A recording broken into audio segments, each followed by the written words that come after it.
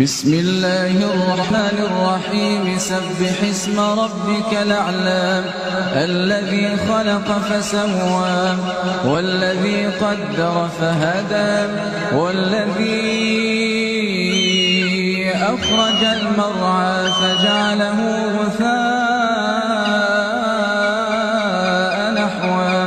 سنقرئك فلا تنسى إلا ما شاء الله إنه يعلم الجهر وما يخفى ونيسرك لليسرى فذكر إن نفعت الذكرى سيذكر من يخشى ويتجنبها الأشقى الذي يصلى النار الكبرى ثم لا يموت فيها ولا يحيا قد أفلح من تزكى وذكر اسم ربه فصلى